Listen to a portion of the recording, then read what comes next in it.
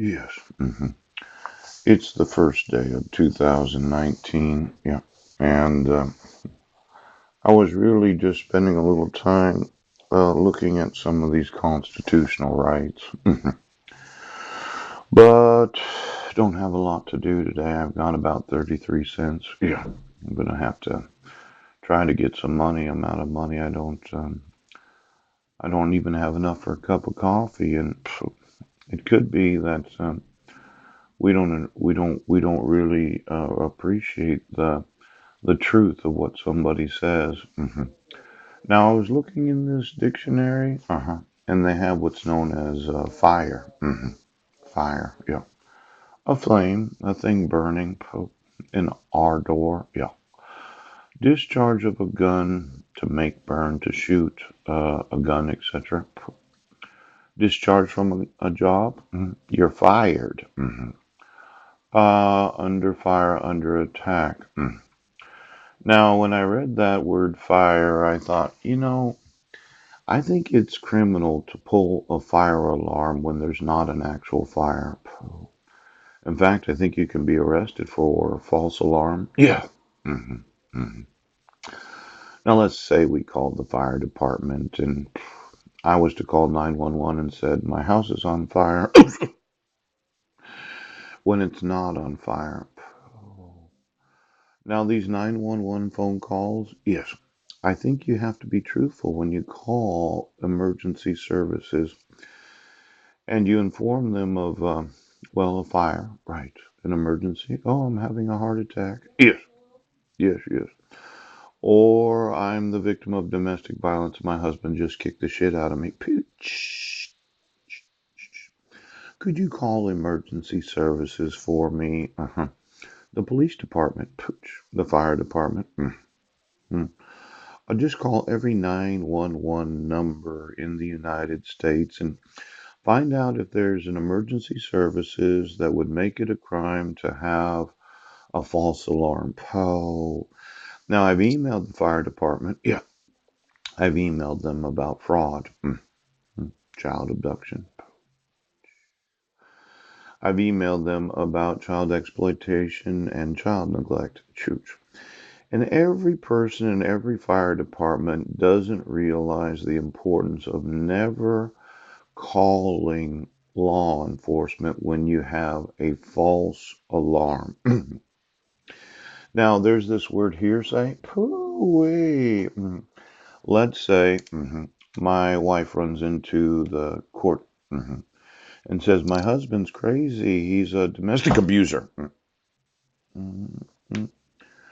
Now, hearsay, yes, seems to be one of these words in court hearings. Now, they have a hearing here, a meeting where evidence is presented. Yes. Now, this concept of the evidence being presented, it seems to be foreign to those in Clallam County that when you have hearings without any proof of service, the only evidence that would be heard would be whatever the petitioner presents to the court.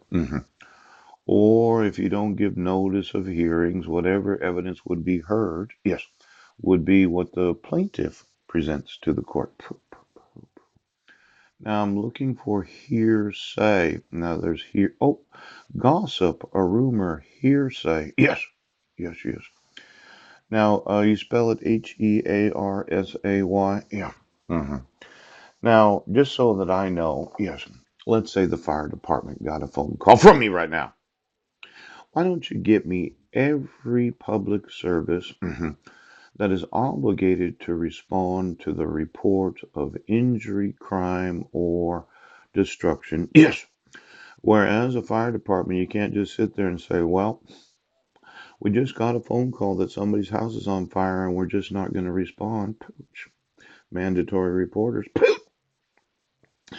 Now, after 3 years of informing law enforcement of the petitioner not acknowledging, yeah, as in it must be hearsay because it's got to be a rumor.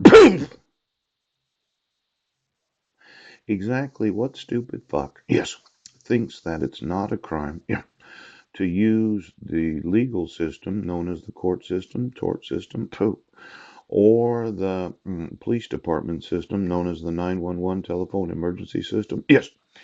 And then call up and have a false police report right now. Ooh-wee. It's going to be an expensive day. Now, I know you didn't think we were going to start the year off like this, but when I think of fire, I've been in evangelical meetings. In fact, evangelistic meetings. Yep. I went to Benny Hinn once. It was quite an experience. Benny Hinn was, or could still be, a very well-known signs and wonders evangelist. Yes, and he'd go fire. Holy Spirit would just knock out hundreds of people. They'd just fall over under the power of God. But let's say that I yelled fire in a large stadium. Yes, you did. There's going to be a stampede. Pooch. And I'm not talking stampede pass. There would be a, ooh, I think it's a crime, right, to yell fire when there is no actual emergency.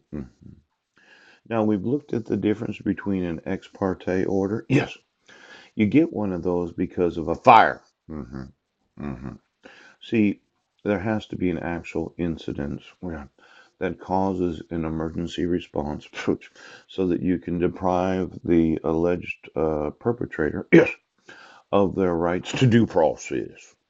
Now, I'm calling fire today, okay? And I'm going to tell you, police departments right now, for every false alarm, for every fake court hearing, for all the hearsay, that's gossip and rumor, pooch, I'm going to sue every fireman in the United States of America. Now, for the stupid fucks in the police department right now, you call 911 without a real crime in progress. Yes, I have went through the non-emergency numbers of law enforcement when reporting white-collar crime. Mhm. Why don't you give me every telephone number of every police station, every sheriff's department, poach, non-emergency there, Sheriff Bill Benedict right now, because I have called the 9 emergency phone number, informing them of child abduction. Yes, child exploitation. And for some stupid fucking reason, if it doesn't involve blood and guts, you don't respond. Oh. Now, did you get an email today? For those in CID and the Judge Advocate General's Corps of the United States military, that the rules of evidence are exactly like the civilian rules of evidence, because I'm going to go through some pictures. I just wanted you to know.